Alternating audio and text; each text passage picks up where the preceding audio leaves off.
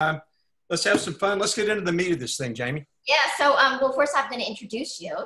So, Marty Snyderman is a professional photographer, author, educator, speaker, and Emmy award-winning cinematographer who inspires underwater photographers around the world with his fascinating photographs and insightful marine articles.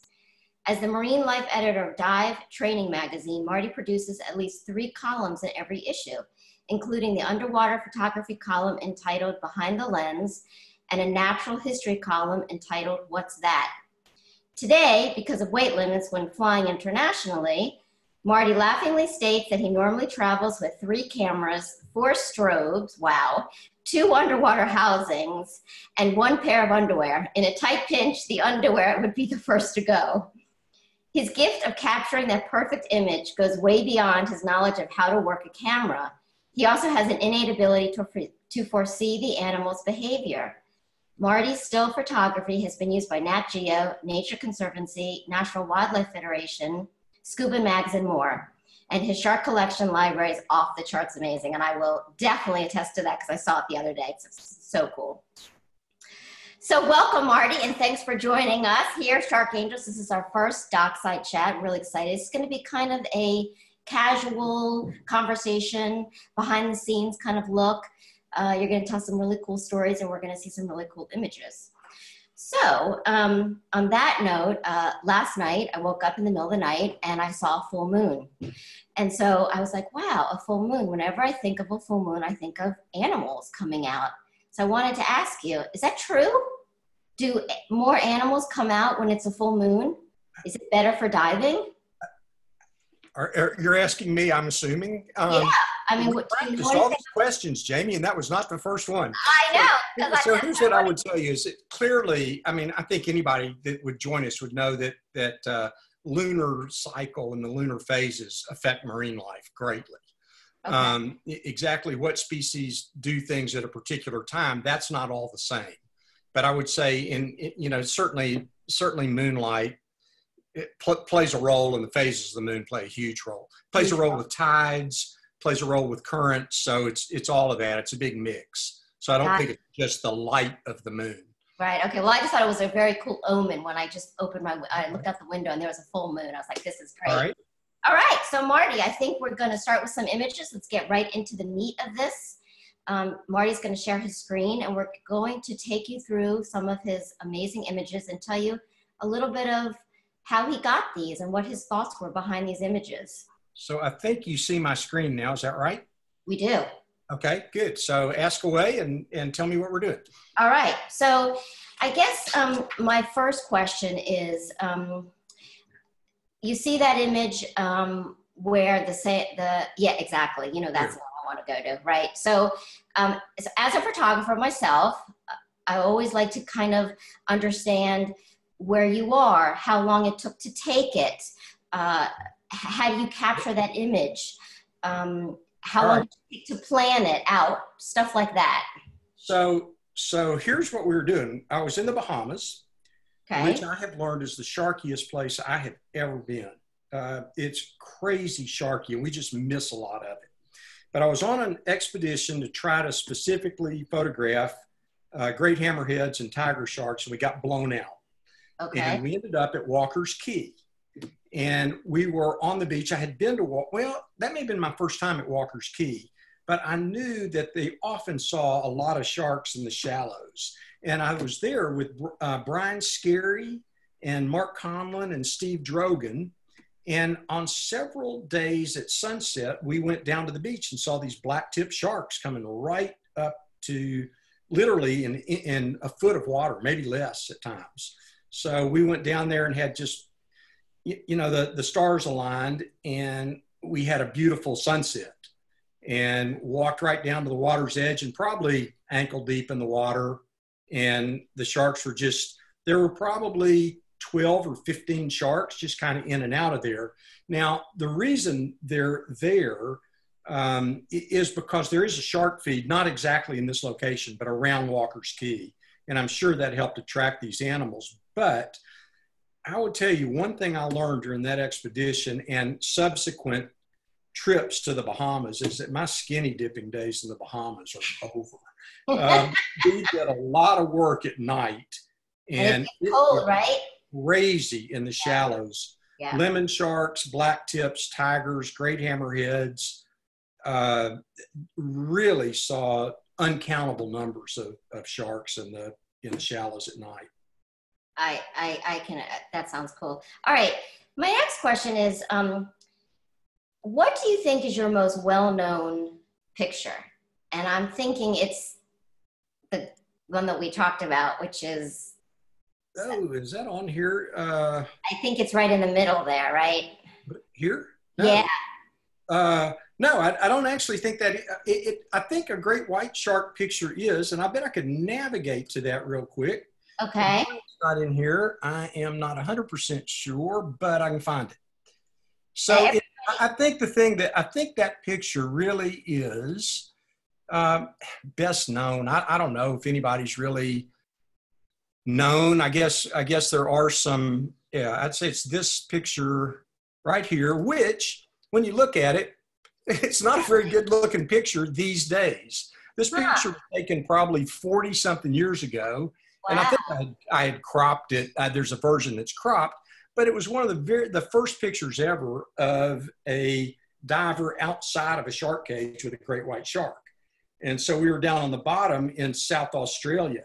And my grandmother on my mom's side, Nana, who's right back here, was a painter. And I used to tell her, I'd ask her how long it took her to make a painting. And she would tell me 3 months or 5 months or whatever. And I'd say, oh, man, I did this in 1/125th of a second. You know, she passed it down. But I think it's funny when I look at this picture now, I look at it and go, well, there's a bunch of wasted space over here. And I cut this animal's tail off. And it's all kinds of things that are classically wrong with a picture, but it was a first. And so I think if there was a best known category, I suppose that's it. And that was probably 40 years ago. And ever since then, I've been on the downhill slide. I hadn't matched that. What do you think makes a great picture? A big check. You know, I think I think for me, what you're trying to do is share a thought, a feeling, an emotion. That's part of it. But I think of myself as a documentarian as much as an artist. I'm not sure it's fair to artists to call me an artist. And so I really love to capture animal behavior. And that's the thing. So if people can see a behavior that maybe they know about it, maybe they don't, but if it depicts that behavior and kind of shows what's going on, that's something I want to do. I also want to make pictures where it's easy for the viewer to understand what they're looking at. So many of the viewers that see underwater pictures are not familiar with the environment in the way that we are. And so I want their eye to be able to go to some particular place in the image and they can go, wow, I get it. I see what he's trying to share with me. And I think we get lost with that underwater sometimes. So I was just trying to get back to the screen. Yeah. So I guess just take us through, Thomas is saying that he can't see any of Marty's pictures. I'm hoping everybody else can. You guys could tell us in the chat. If somebody speak up in the chat? Yeah, if everybody's seeing his photos. They are? So yes, Thomas some of them. I can see them. Okay, good. Okay. Okay, great. Okay, great. So my second best picture was that blank screen picture. Yeah, everybody's good. Okay. So right. if you could just click on that first, and just kind of take us through a little bit, just so we can kind of see a little bit of some kind of animal behaviors. I mean, this is a photograph of a little juvenile golden trevally or golden jack, and they often shadow or accompany gray reef sharks and other sharks. You'll see them right on the snout. And it's always been interesting. You go, I mean, it seems like the not smart place to swim if bony fish are the prey of gray reef sharks, but they kind of ride a bow wake like dolphins. And the theories that you hear from the real scientific gurus are that little jack only has to keep its eye on one predator. And if it feels that pressure, takes that gray reef shark a lot of effort to capture a little fish. So it's thought to be a relatively safe place for that jack to be. However, little golden jacks are sometimes found in the stomach content analyses of a gray reef shark. So it's not the magic bullet, if you will. And what happened, I think one of the things that I like about this picture is I was on a dive and saw this happening, but I had a wide angle lens. And I went, I'll never get close enough to get the picture I want, right in this animal's face with a wide angle lens. I went back and got a macro lens and was able to shoot this with a 50 millimeter or 60 millimeter lens. Not sure the exact system I had then, but to me, I have the luxury of being in the water. I used to before a pandemic, anyhow, of being in the water before more than a lot of people. So you get to take chances, and I get to not chances meaning risking one's life with a shark, but photographic chances. And I get to have the opportunity to say, I want to go get this shot, as opposed to going on a vacation, rolling off the boat, swimming around and kind of shooting at anything with gills. It's a lot more fun for me to try to envision a photograph and then see if I can go get it, right, or something close to it. So cool. Okay, go to the next one, please. All right, and this was actually in the same location. This was in Yap in Micronesia. And the thing I like about it, you asked me what makes an interesting shot. In this case, I think the sharks, black-tip reef sharks, are beautiful animals, and I think it all has to do with that dorsal fin. Just kind of, they're not particularly big and they're not particularly menacing looking, but the dorsal fin just kind of sets them apart in the world of sharks. And then that reflection. And on days when the water is really flat and it's often a sunny day, you'll get a reflection of an animal that swims just below the surface. And I think it's kind of just adds a dimension to the photograph to be able to capture that reflection. You hope you see that. Usually you've got a shark kind of more in the middle of your frame and you're focusing right on the eye, dead center, which is not what you want to do. And you have to remind yourself in a situation like this to kind of bring the shark down in the frame and pick up the reflection. And exactly how much reflection you'll get kind of depends on how close you are to the shark at the instant it swims by you. Do you remember like any of your settings that you used for this? I mean, I'm just curious. No, and here's what I remember about or know about that is, for years, I've seen in diving magazines, people photograph their settings. And for the most part, I'm not about to sit here and tell my editors that's not smart, but I don't see the value in it. What I can tell you is I take a light meter reading.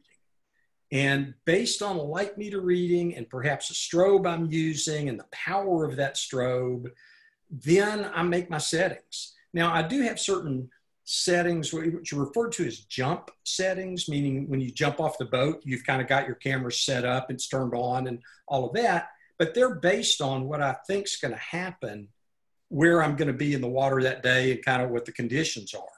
But it all starts with looking at the water conditions and taking, in any wide angle picture, it always starts with a light meter reading.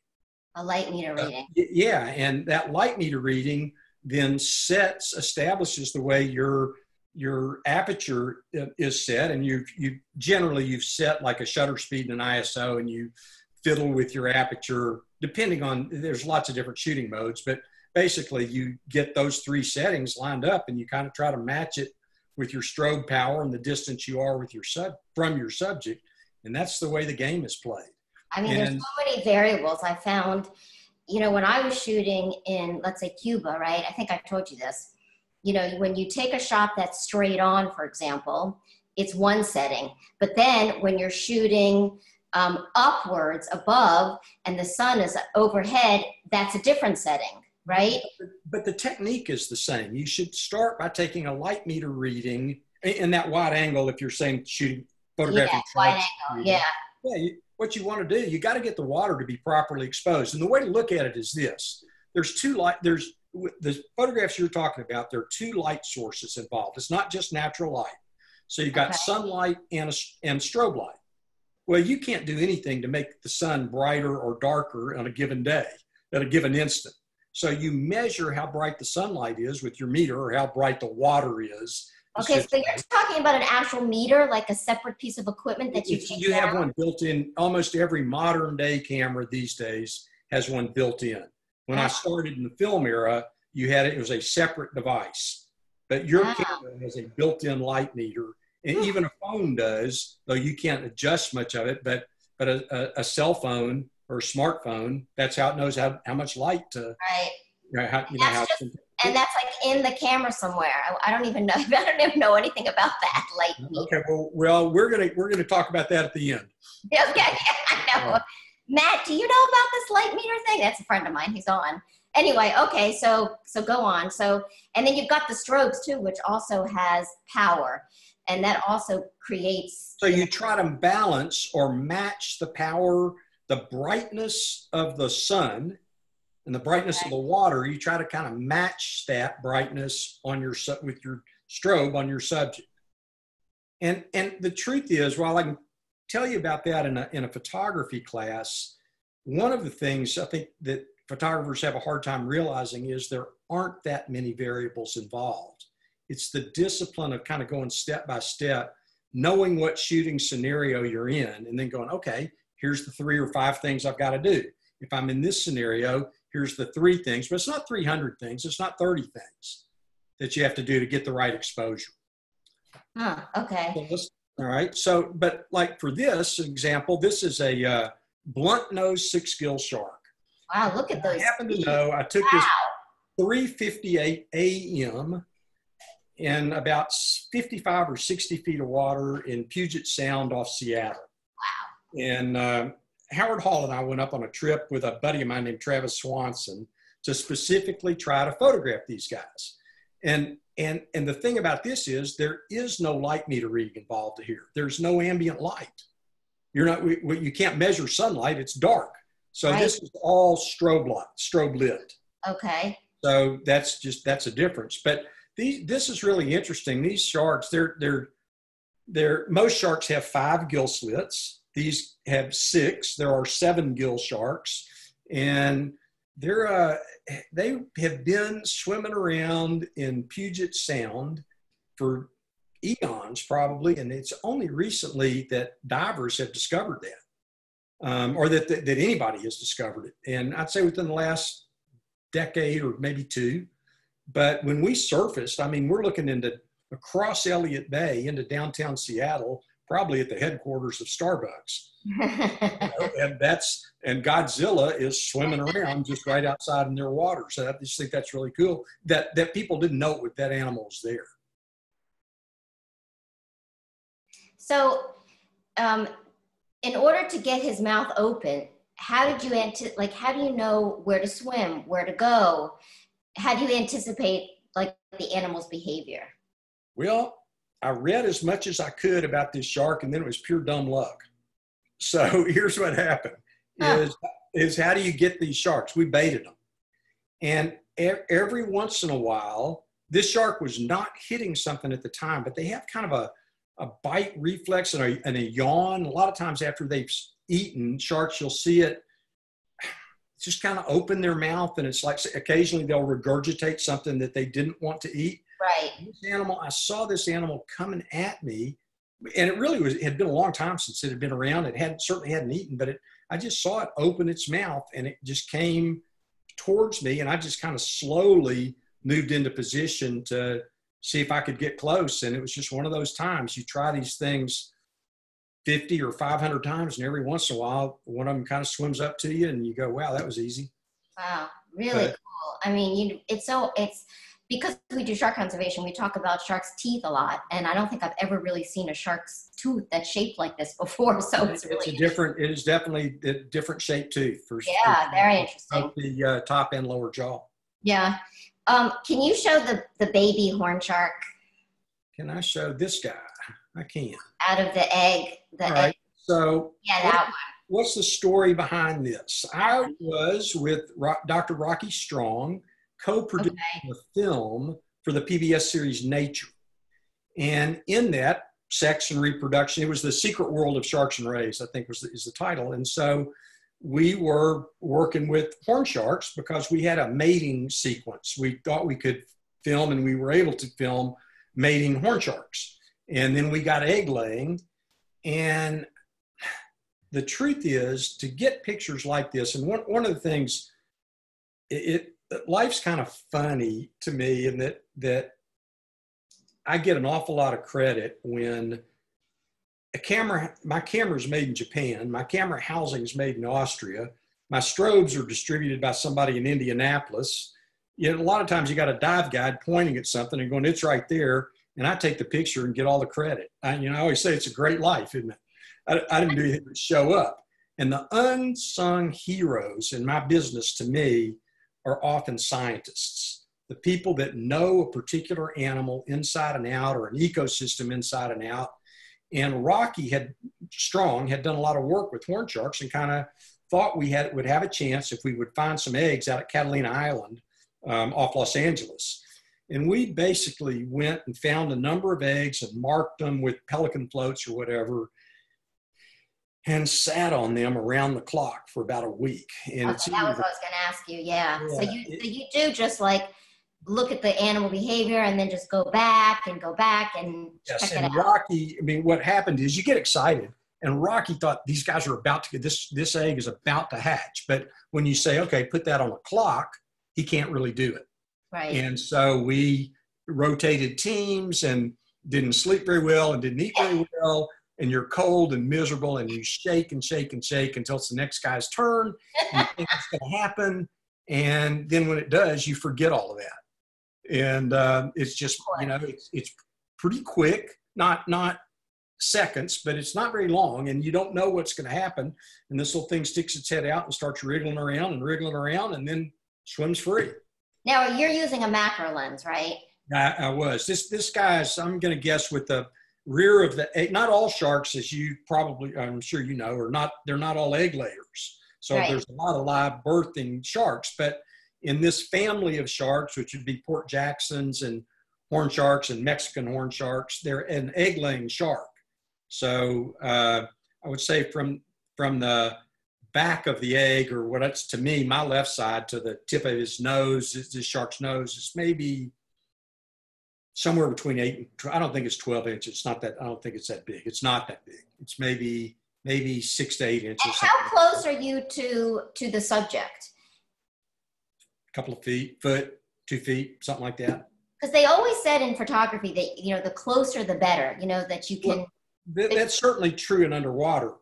The rule, one of the first sayings of underwater photography is you want to get rid of the water. Right. So meaning the less water you shoot through, the crisper your images, the richer your colors. That's especially true when you're using a strobe, because strobe light, if you're 4 feet away from a subject, the light has to go 4 feet to the subject and another 4 feet back to your camera. It's like being 8 feet deep in water. And we all know as divers that if you wear a bright red wetsuit, by the time you're 20 or 30 or 40 feet deep, it gets hard for people to find you, because they expect to see red. They kind of see a muted brown. Right, the color. Or muted red in any case. So in this case, close in underwater. It's one of the things that makes underwater photography so vastly different than topside. It's not to say it's wrong in topside photography to force perspective and get right in your subject's face, if you will. But underwater, you've got to get close. And the only exceptions to that are really big animals and maybe some silhouettes. But Can you go back to those, the great white? Because I have a question about that. So we did a great white. Yeah. So we did a great white talk about this, and people were asking about the cage and, how close you are. Oh, he's so cute. Look at how cute he is. He's smiling. What is your setup for this? Do you shoot with strobes? Because you're so close to the surface, right? So you have natural light. Sunlight plays a big role. So the answer for me is yes. I want to take a strobe every time. I may not use it every time. So okay. let me back out of this just for a second. Here's a reason I might not. Sometimes up in the shallows, if the sun is over your shoulder and it's behind you, you get these dappled ray patterns on the sharks. I just think that's really, I love the effect that creates. Yeah, it is beautiful. I think that's gorgeous. This is a black-tip reef shark in Yap, again, right up close to the surface. All these dappled patterns disappear pretty quickly, even in relatively clear water on a sunny day as you descend. So one, you want to photograph these white sharks. I've got some pictures of white sharks that are very similar to that. I don't have them here, but in this case, I used a strobe. And part of the reason for that was this was down at Guadalupe Island. And if the sun sinks behind the mountain of the island, you don't really have the same ambient light. You need to pop them with a strobe. Right. And you don't always get that dappled effect. So I'd always like to have a strobe. A friend of mine, a really good friend of mine who has unfortunately passed away, Bob Cranston and I organized and led the first commercial trip ever to Guadalupe on the Cranston family boat, the Betsy M, a boat that we started doing blue shark dives and mako shark. You say blue and mako, any shark, any animal that's in the ocean was free to swim up there, but that's typically what we targeted off of San Diego. And then we took the boat down with the help of Carl Rossler and CNC Travel and ran the first expedition ever to Guadalupe Island. And it ran into a hurricane, didn't do particularly well, but it also filmed great white sharks down there for Mutual of Omaha's Wild Kingdom, which for those people that are my age go, oh yeah, that was great. I love that TV show. And for people that are participating here and attending that are half my age, they're going, I don't know what you're talking about. Yeah. So it was a TV show that was, I think everybody knows Mutual of Omaha. I mean, come on. But it's, who am I trying to say? The Australian who got stung by got barked by the stingray.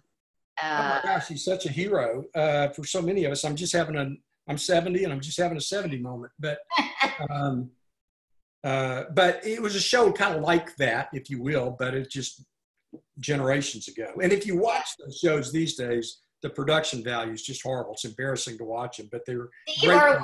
Thank you, everybody. Yes, I had a blank too. Steve Irwin, yes. Yes, yeah. Thank you, whoever did that. Steve Irwin, who was kind of the Mutual of Omaha 20 or 10 years ago or 15 years ago. We were with everybody's grandfather, Marlon Perkins. Right. So how, I mean, a lot of people always ask me about, shark baiting. What do you feel about it?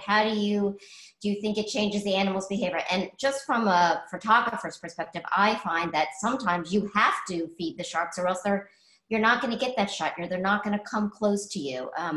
They're out in the ocean. I mean, what is your feeling about that? So it's a long discussion and it's a great question. And I started, that gang I started with, we started out of San Diego, started with trying to go get sharks. And when we were doing it, we were not the very first, but we were in the first group of people to ever try to go bait up a bunch of sharks and see if we could photograph them. Yeah. So the first days, we went out there, we tried it with no bait. What you do is you stare into blue for a long time and you get sunburned. Yeah. And so we decided to bait. And bait brought in this certain species of sharks readily respond to bait. At least on certain days they do. So we were all for it. It was the only way we could do it. Now, these were blue sharks. I'm not sure we knew it at the time, but they're highly migratory. We rarely, if ever, saw the same shark 2 days in a row. That was just a different thing. You'd see body markings where you could tell. Now, we saw a lot more sharks in the 70s and 80s than we ever do today. It's hard to go find a blue shark today. Yeah. We never didn't get sharks. We just time of year, month of year, whatever conditions, we got sharks. So in some places you have a resident population of sharks. Baiting clearly changes their behavior. I don't think that's a bad thing. And I will tell you, I think we've needed the Christina Zanatos of the world to be ambassadors for sharks. I think we need the Jamie Pollocks of the world to be ambassadors for sharks and shark angels. And so, my take is that without organizations like Shark Angels and the work you do, and the ability to take divers and put them in front of sharks in reasonably but not perfectly safe conditions, has done a lot to help get species protected that are getting slaughtered. Yeah. And it's just, to me, it's a no-brainer. It's very controversial, and I can get myself in a lot of trouble when people go, you know, like, sharks are so, they're wonderful and we should bait them and it's all okay, but we should never, ever, ever, ever, ever touch a piece of coral. Well, a whole lot of mackerel die to get these pictures of sharks or tuna or whatever. And so it's a controversial subject. And I won't say that, I don't know that anybody is perfectly clean in this thing, but it's been an accepted practice with wildlife around the world. And I think our views are evolving. I certainly, I wouldn't claim to be the purist that never, quote, sinned 45 years ago. I try real hard not to today. Right. And I think I've learned, in my generation of divers and photographers has learned a lot about what a picture's worth and what it's not worth. Right. Got it. Yeah, I know. It's very interesting. Okay. What, can you show that basking shark with its mouth? Yeah. Okay. Photographed in Scotland 2 or 3 summers ago. Again, Howard and Michelle Hall and a buddy of mine named Steve Ando from, and Norbert Wu.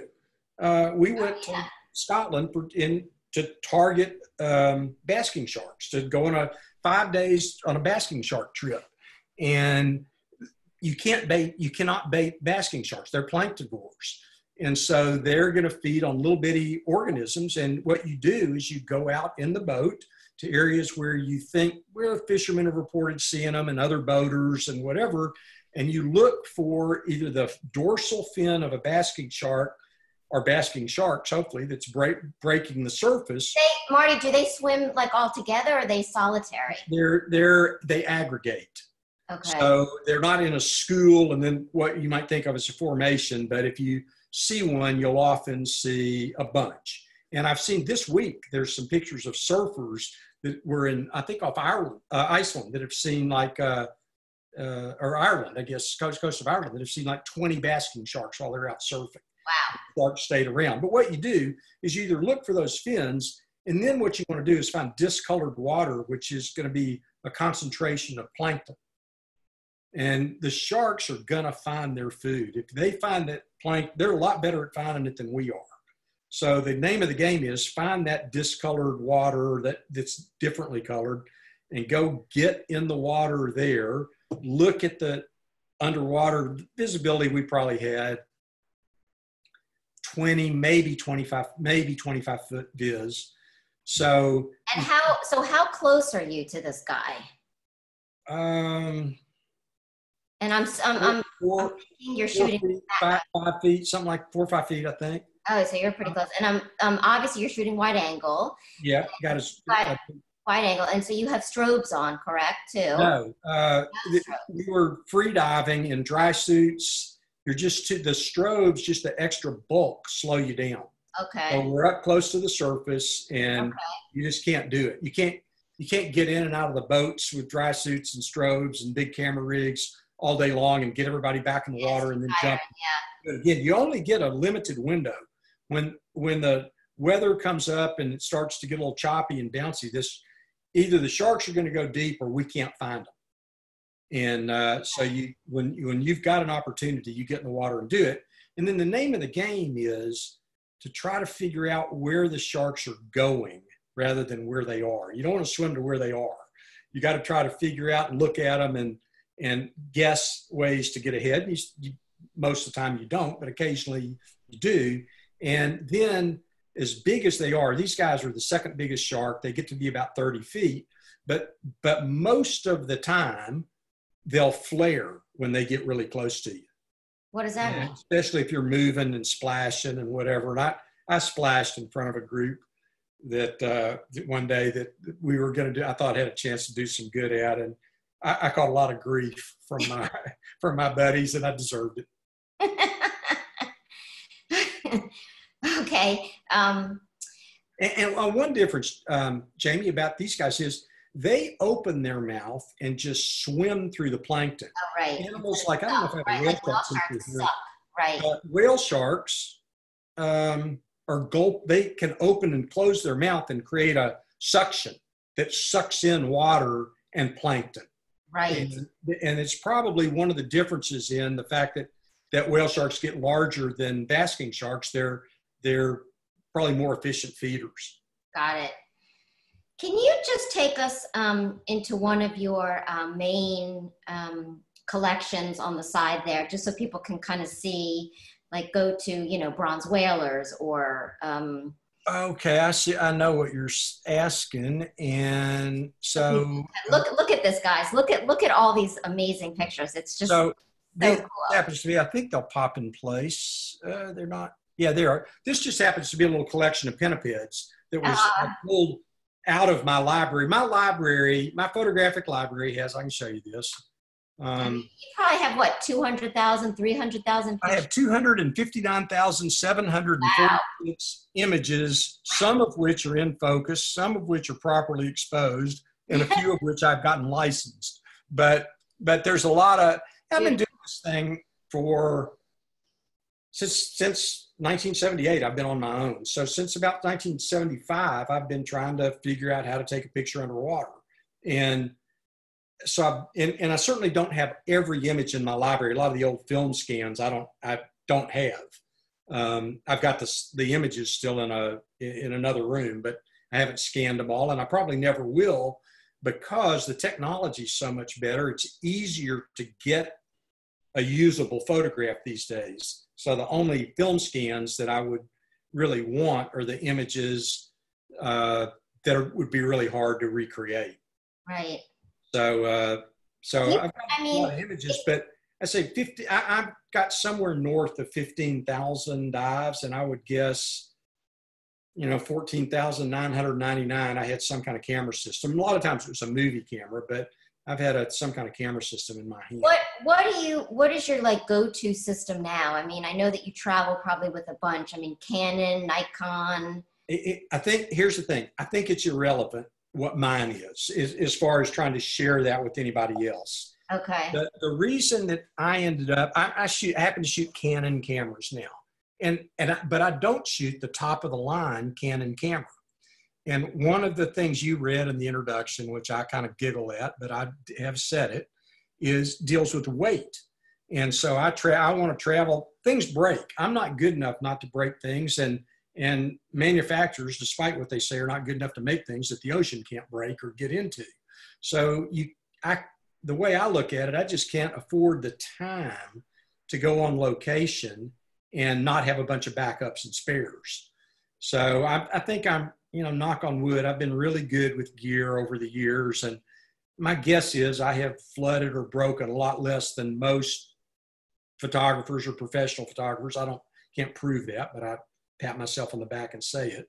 But I happen to dive with Canon cameras in a configuration where I can make the weights that allow me to get on airplanes. Nobody likes paying excess baggage, but there are places where we go in the world that are remote locations that you are strictly weight limited. Exactly. And you cannot buy your way taking extras unless the government is sponsoring you or that sort of thing. And for that reason, I use a little bit smaller camera systems and housings than a lot of my peers. I saw Matt Meyer's name on here. Matt he's a great photographer, and he may use a full frame sensor. I can't remember, honestly, because I talk to a lot of my peers. I can't always remember who uses what, but a lot of people use full frame sensors. I don't. I use a Canon 7D Mark II, and it's a fairly old technology. And like everybody else, I tell everybody, don't sweat it, use any camera. And when I go to upgrade, I'm like everybody else. It keeps me up at night trying to figure out what to buy. Yeah. But basically, the real philosophy is take the camera you got in your hand and go make a photograph with it. Make a photograph, right. Can you show us some macro stuff? My favorite is mantis shrimp.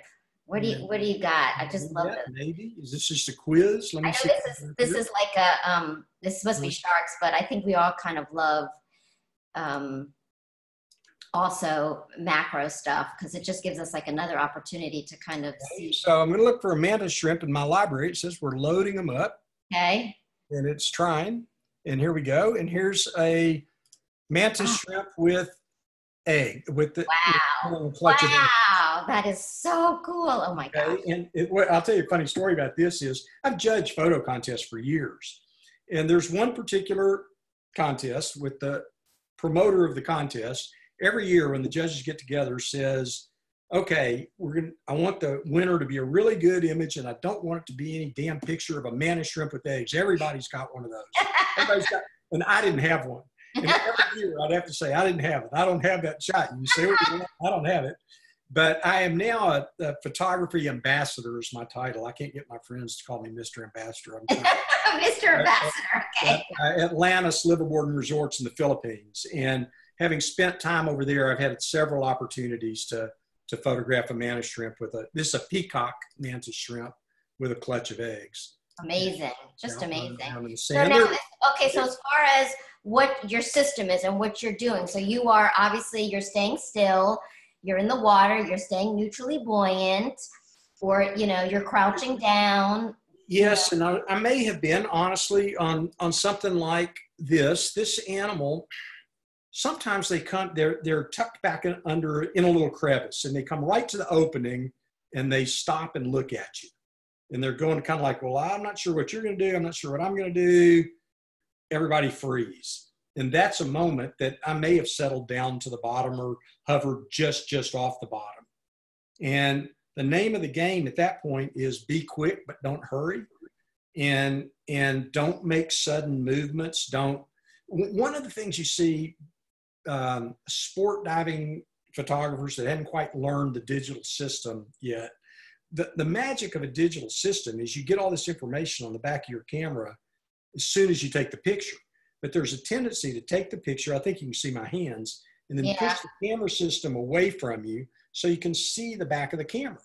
And people do that, and then they tilt their system down, and their strobes go right out and kind of bonk their subject in the head, and their subject swims away or flares or turns away. So you want to try to be real deliberate and slow. And if you have to look at the data on the back of your camera, which can be really helpful, you want to back your head away from the back of your camera rather than what's easier is pushing your camera out in front of you and spooking your subject. Got it. So I'm using 2 strobes, and I often shoot. You could say one of the flaws in my shooting is that I often shoot with my strobes at the same power. And as a person that's most interested in capturing behavior, my rationale behind that is I never know which way the behavior is going to occur. And so I just want to make sure I get it, and I don't want to underexpose the more interesting side. So I try hard not to overexpose anything, but if I've been on a subject for a little while, I may shoot with lighting ratios, which means I may knock down the power in one strobe. You never want to overexpose and I've done that. Yeah, I know. But I typically shoot with 2 strobes. However, you look at the work of Ned Deloche, New World Publications, Ned and Anna. There's not a better underwater photographer that's ever lived, especially when it comes to small animals and animal behavior. Ned takes 1 strobe, goes right against the book, puts it right on top of his port, and produces magic. And, it's everything I've read forever is don't put a strobe right here. It creates the most backscatter. It's uninteresting lighting, blah, blah, blah. Go look at Ned's book. And then somebody needs to rewrite the photography manual. So where you put your strobes too, right? Moving them around, close, apart, and also that backscatter that gets in the way. I mean, it's... Okay, so what is backscatter? A lot of people say there's backscatter floating in the water. It's not quite right. There's particulate floating in the water. When we light it, especially when it's out of focus, that's what backscatter is, when that reflects back into our image and we see a big blob of out of focus, usually lightly hued particulate in the water. So what you do with a strobe, the worst place you could put a light or a flash or a strobe underwater is immediately next to the lens. That's how you buy a camera in a store, it's got a flash, and that flash is either right here, and it's right next to the lens. And underwater, what happens is, can you see my hands? Yeah. The light would go straight out hit the subject, but it also hits all the particles that are right here between the camera and the lens. So you want to take your strobes out to the side and not light the objective is if my hand's the camera and I was photographing this mantis shrimp, I don't want to light up the particles between me and my screen. So you kind of want to do it on the side. I want to take the lights out here, and then beyond that, you aim the lights out slightly so the beam of light is cast like this and not just lighting the whole area immediately in front of it. It's called edge lighting. As you get really close to subjects, edge lighting becomes less relevant. And as you get to, in my opinion, and in real clear water, you don't have as much scatter. Another thing is, you ask about the position. Typically you would put at least one strobe, and typically your strobes up above subjects, and that makes shadows be cast below your subject. And that's how you and I and everybody that's watching this thing are used to seeing the world, with the sun and other light sources above our subjects, so that shadows get cast below or to the side, but usually below. And sometimes in movies, if a producer wants to create a Twilight Zone effect, you can take lights and put them on the floor. And then it takes the shadow of your nose and it flips it up on your forehead. And you as the audience, you don't look at that and go, I know what they did. They put the lights on the floor. You look at it and go, oh, I'm disoriented. This doesn't feel right. This is weird. What's about to happen? You know, somebody's in the ghost house and, or the haunted house. And it's that kind of, so lighting helps you create a mood in a photo. It also helps us in underwater in reintroducing colors into our photographs. Yeah, it definitely does. Okay, I think, can we go back to some sharks, I guess? We can do that. Does anybody have a question? Were we going to open this? Yeah, we can. We've got questions here. Fire away. So Jeff wants to know, what about lens filters? How do you select the most appropriate one to supplement the loss of natural coloration? I don't. But it's a good question. I shoot raw in RAW. So I have my camera captures, as opposed to a JPEG, I get all the data and I do all my color correcting in Lightroom, which is the software application I've got open, or in Photoshop. But I don't think when you're shooting RAW, I think filters, basically what a filter does, you take a red filter, put it over a lens, it blocks the transmission of blue and green light, if you will, in simple terms, and allows red light to pass. So it's just knocking down light. And it certainly can shift the look, but it's much, much easier if you shoot RAWs to capture all the data and manipulate your colors on the computer. I'm trying to answer that question and drive the car here. Hey, hang on a second. Yeah, go ahead. Go. All right. Yeah, let's go back to some shark images. So give me another question while we're doing this. I'll ask you a question. Do you always shoot in manual as opposed to automatic? No, but it's really not manual versus automatic. It's manual versus other shooting modes in a camera, which are intended to help you get an exposure automatically, perhaps. But those modes are modes that I think professional shooters think of as shutter priority or aperture priority. Automatic modes, or putting a camera on a programmable mode, are kind of a guaranteed path to mediocrity, but you can't get better. And you can't get better if you don't understand what it is you're asking the camera to do. So when I shoot in aperture priority or shutter priority, which I often do, and I often do it with sharks, it's because I know that I need the camera to do particular things that it can do faster than I can do in a manual mode.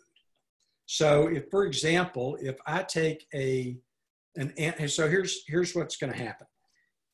This particular animal is swimming in a circle around me. It's not trying to eat me, but that's just kind of a little pattern. It's going around the boat. So that light meter reading and the color of the light is, I look in one direction, it's real bright, and then it kind of changes and the animal's going around.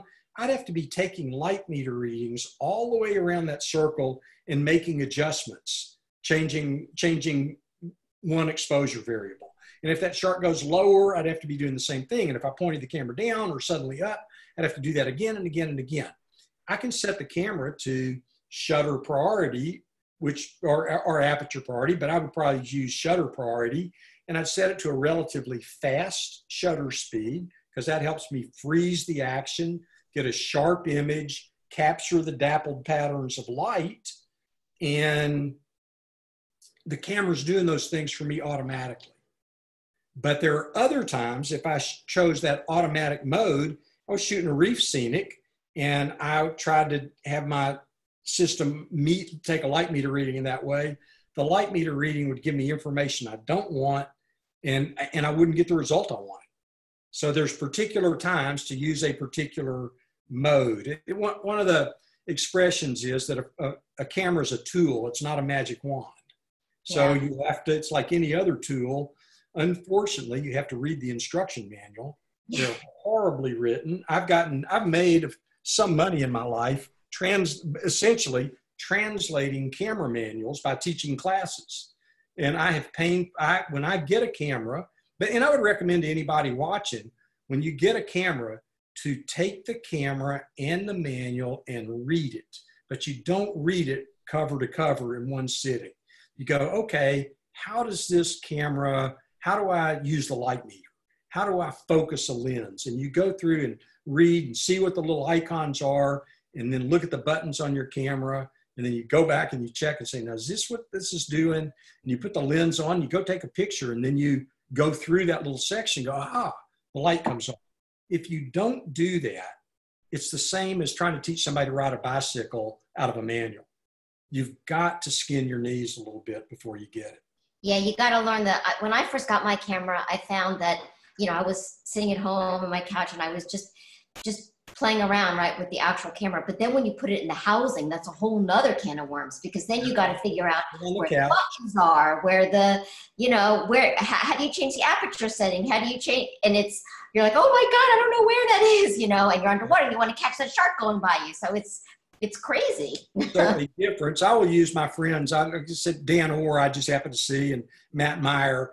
And I'm willing to bet that both of them have sat at their kitchen table or on their couch or something with a camera and a housing and manipulated the controls. Right. Maybe they shut their eyes and but you feel your way around your camera housing. Yeah, you have to know it, right? Do that, because inevitably in the digital era, you're going to hit a button that you didn't think you hit. That's not the one you meant to hit. And then you go through 2 or 3 steps and you go, oh my gosh, where am I? Right. How do I get back to where I needed to be? And those mistakes can be really frustrating when you have to go back up to the boat, or you have to turn the camera off and get back into the default. And if you don't know your camera, stuff's going to happen. Every photographer has learned that lesson either by sitting there manipulating all that stuff at home or by having a miserable experience in the water. Right. And that's just the way. So Cheryl is asking, do you use back button focus when shooting? Yes, absolutely. I do not understand. Can I ask? I don't even know what that is. So okay. It's a little bit complicated to explain, but I'll try it. On most cameras, on digital single reflex cameras, and a lot of others, you partially depress the shutter to have the lens acquire focus. And that means your subject has to be kind of dead center in your frame. So that's not really where you always want it to be. But if you move and recompose and you've still got your finger on the shutter, now all of a sudden the lens focuses on something that's way behind or way in front of the subject you're trying to focus on. So with back button focus, you turn the little shutter release button off. It doesn't focus anymore. And there is a button on the back of a camera and the corresponding button on the back of a camera housing that you can use. Now you push that button and it focuses. When you let go of that button, the focus stays in the same place, in the same point. So if you focused on something that was 3.5 feet away from you, if that focus is set on 3.5 feet and you compose the picture any way you want to, and you shoot and shoot and shoot, turn it vertical, shoot and shoot and shoot until you hit that back button focus again, you are focused at a at 3.5 feet. 3.5 feet. Oh, Yes. So back button focus, absolutely. And I have a couple of good friends that just don't use it. And it hadn't cost us our friendship, but man. That's funny. So here's my question too. So when I first started, I was like on the boat with some very cool photographers, and I said, what should I put my settings at? Do you have a go-to, for let's say I'm shooting, I'm on Cocos and I'm shooting, schooling hammerheads. What should my, F8, 125? The answer, we kind of talked about this earlier. The answer in some ways, it's yes and no. So here's the thing.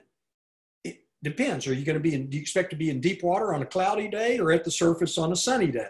Right. So I have the experience, the benefit of a lot of mistakes and a lot of experience of kind of going, okay, if I get in the water and I'm in bright water, I think these settings, referred to as jump settings, because I'm going to jump in the water with these settings already established. Okay. I kind of have an idea of the neighborhood I want to be in. And if I was going to shoot macro photographs, I kind of know that if I set my camera up at an f/16 and my strobes maybe at half power, that I can shoot subjects that are 2 feet away, and I'll be somewhere in the neighborhood of an exposure, and then I'll adjust factors. What I don't want to do is jump in the water and thinking, oh yeah, what lens did I put on? Now, let me turn the camera on, and then start having to futz around trying to find all my settings.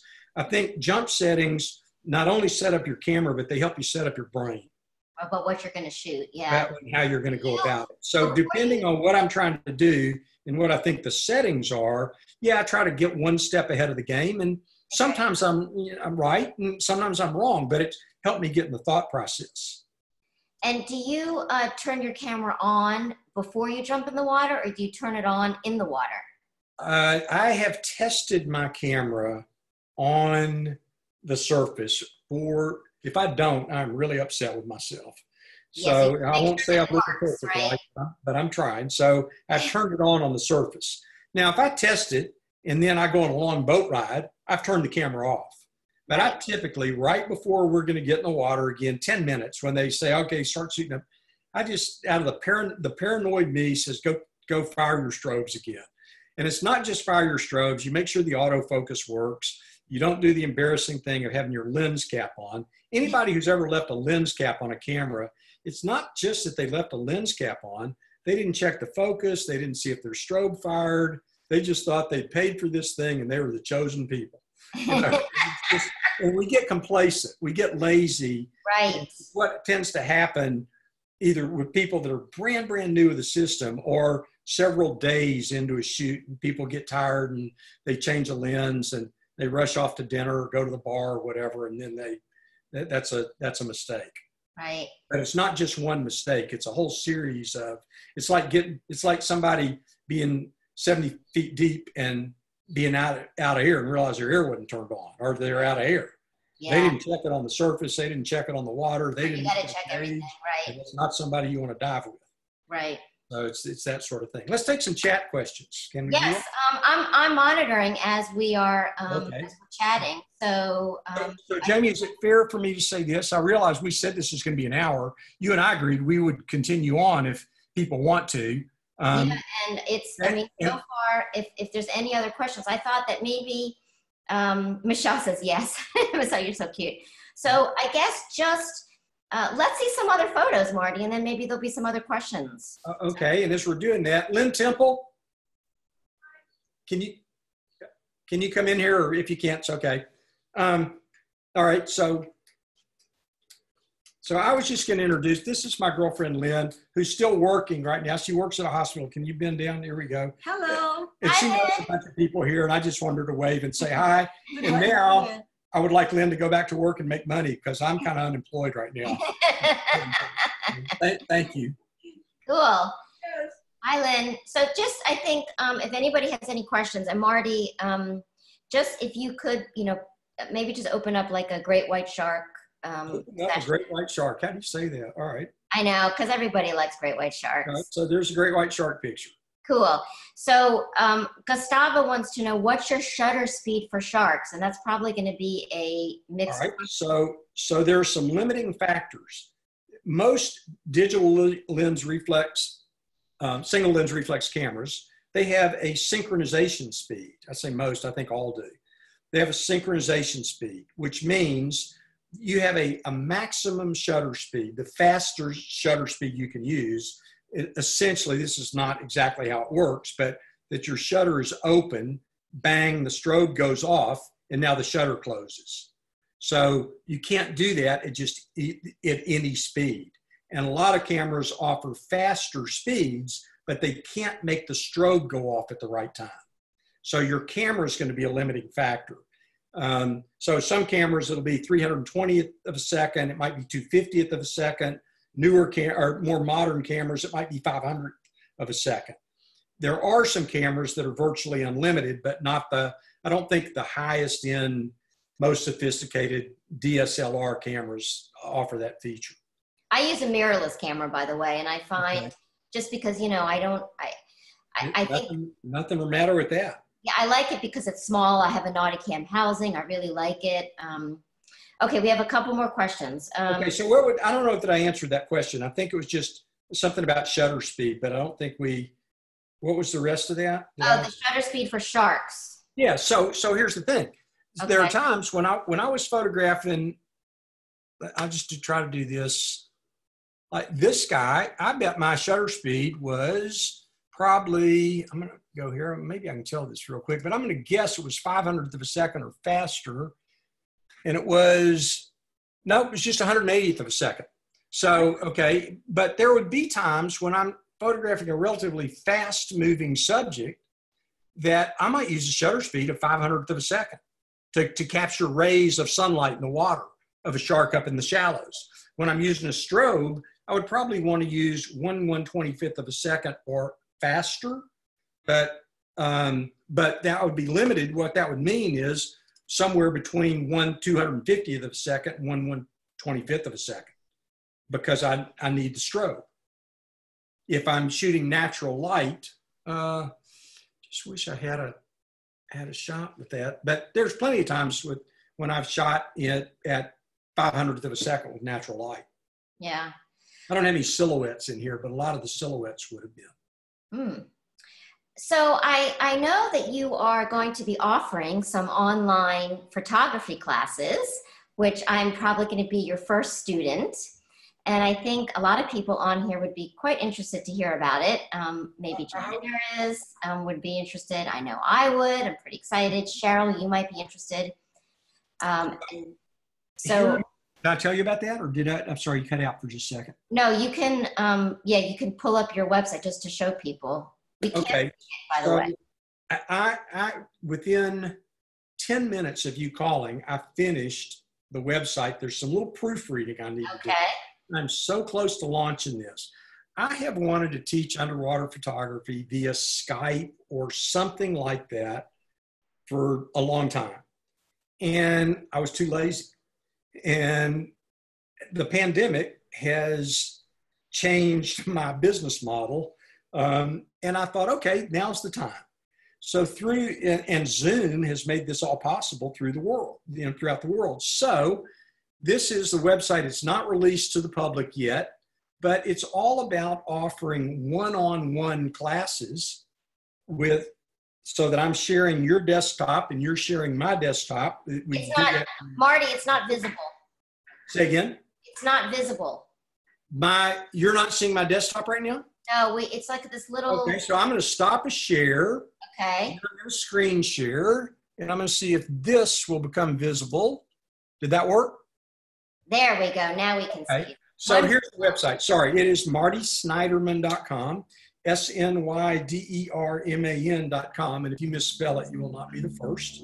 So it's just martysnyderman.com. And this is my website. And the vast majority of this is about this new course and not my licensing of images. And so the idea behind the course is that the way it would start is I would ask you to send me a small selection of images, 10 to 20 images, maybe some images that you really like, and maybe 10 to 20 images, you don't have to do this, but of images that have kind of baffled you, that disappointed you. And you are not sure exactly why or what you can do to improve them. And if in the first few minutes if I can look through that body of your work, I will get some idea of where your skill level and experience is and how I think I can help you improve your skills. And at that point, we will discuss, we can talk about various techniques and things that we're going to do, obviously with those photographs, but we can kind of map out a plan. And it may be something as simple as, hey, have you ever used your histogram, which tells you about your exposures? Let me show you how to do that.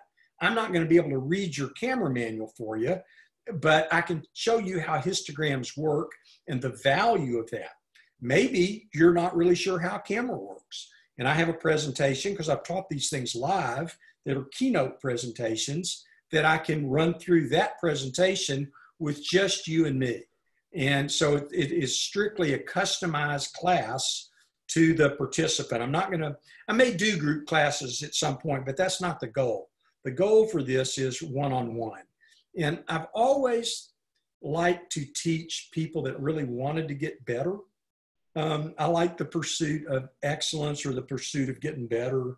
And I get a kick out of it. And I like to think that I can shoot, but I also like to think that I can teach. I think teaching's fun and challenging, and it's interesting to me to try to figure out how the other guy learns and see if I can get information in that space.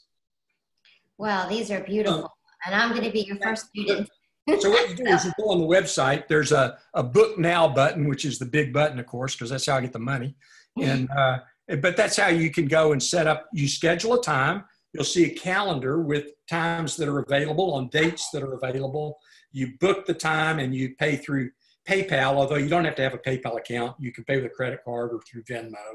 And it sets up a 60-minute session, and you can book multiple sessions. And I'm not going to watch a clock and go like, well, it's 60 minutes and 1 second. I'm going to go. I'm going to try to teach a good hour, and then we can talk about at that point what we're going to do next, if anything. And I am arrogant enough, I guess, or experienced enough, I'd like to think that I think I can help most people understand something to make them a better underwater photographer. That sounds great to me. All right. We've got one last question, and then we will call it a day. Obviously, be sure to check out martysnyderman.com for anything, all things photography like, and I know I'm going to be. One last question is from Vicky, but I'm not sure if you're going to, well, you might be able to answer this. What is the best place to do a liveaboard in warm water near the U.S. and see a variety of animals, including sharks? Near the U.S. Near the U.S. Okay. I mean, I would say Cuba, but you can't go there now. Well, yeah, I think, is that Vicki Ellington? Yes.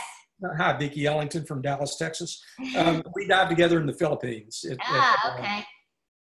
I guess it was Dumageddon with Barry and Dallas Underwater Photographic Society. I just saw her name scroll up at the beginning. Yep.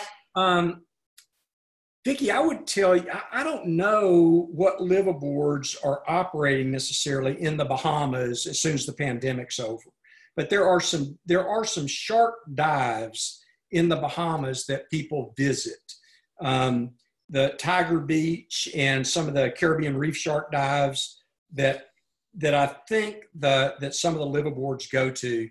I don't honestly know, because I haven't done that and I haven't done it in recent years, but I've done a number of haven't done them all, but I've done the shark dives with at Stewart Coves, and I've done them with Christina Zanato at Unexo, and I've done them at Walker's Key, and I've done them with Stewart out at the Andros Buoy. So I suspect there are some dives there. The Turks and Caicos Aggressor had shark dives again, which I have not been on and haven't done, but I think they have some opportunities to dive with sharks.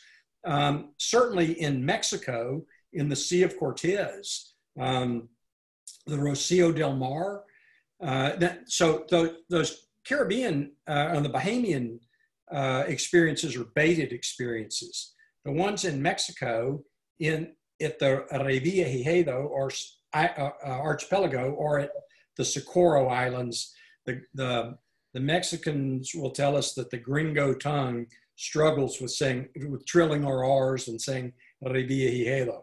That's So pretty impressive. I can't say the that. Coro is one of the islands. It's the largest island. It's where the naval base is. So we often refer to it as the Socorros.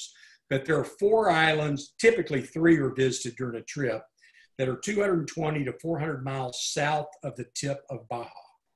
And if you were not in the diving or fishing business, you've probably looked at the world map a bazillion times and never realized those islands are there. They're little bitty dots in the middle of the vast Pacific Ocean. But the Rocio del Mar and the Quino El Guardian run out there. Nautilus Explorer runs trips. Peter Hughes's new outfit runs trips. The Solmar 5, I think, goes out there. There's a number of boats. I haven't been on all of them. That is a sharky place. You won't get them on, and it's one of these places where you'll think, boy, they've seen a lot of sharks in this site. Let's try it. You may not see them today. You may see them in the distance a little bit, but somewhere throughout the trip, you're likely to get a pretty good experience and some pretty good opportunities to see sharks. The difference is it's really tougher there to get close enough to get a brilliant photograph of them. You'll see Galapagos sharks and silky sharks. And one of the dive sites is an island called Roca Partida. It's really small enough, if there wasn't any current, you could swim around it twice in the same dive. Yeah. It's tiny. It's just this little spire out in the middle of nowhere. But I have seen, it's either 7 or 9 species of sharks on a dive there. And it's whale sharks, tiger shark, oceanic whitetip, whitetip reef, Galapagos, silvertip, and silky sharks. And I've seen all of those species on a single dive there.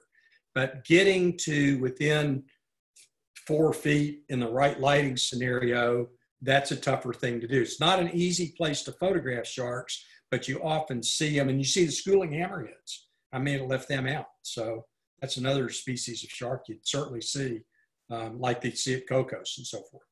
Yep. Cool. I liked it there very much. I loved it there. All right. I think we're probably good. We're at an hour and a half, I think, or even more. No, we're not. We're at an hour and 15 minutes. So I think we're perfect. Thank you so much. Thank you, Marty. Appreciate it. If anybody has any questions, obviously reach out directly to him or to me. I can forward anything. And enjoy the rest of your night, day, evening, wherever you live. I would also like to say to everybody who participated, I hope you got something out of this. Thank you. This is fun. And I think I would do it any time, but during this pandemic, it's nice to connect with the diving community. And I appreciate it. And it's just being prepared for this has just made me enjoy diving in a way. I mean, we all think about it, I think, but not just miss it. So this was cool. And I just want to encourage everybody to wash your hands, social distance, stay safe, be smart, and we'll see you in the water before too long. Yeah, thanks. I had a great time, and I definitely learned something, Marty. I really appreciate it. Super. And I think we all love looking just at the screen right now, underwater photography. It's just amazing. Everybody's saying thank you, thank you. So I just wanted you to know, Marty, everyone's saying thank you. Everyone, stay safe. We love you. Let's go diving soon. Let's go diving. Okay. Cheers all. Thanks, everyone.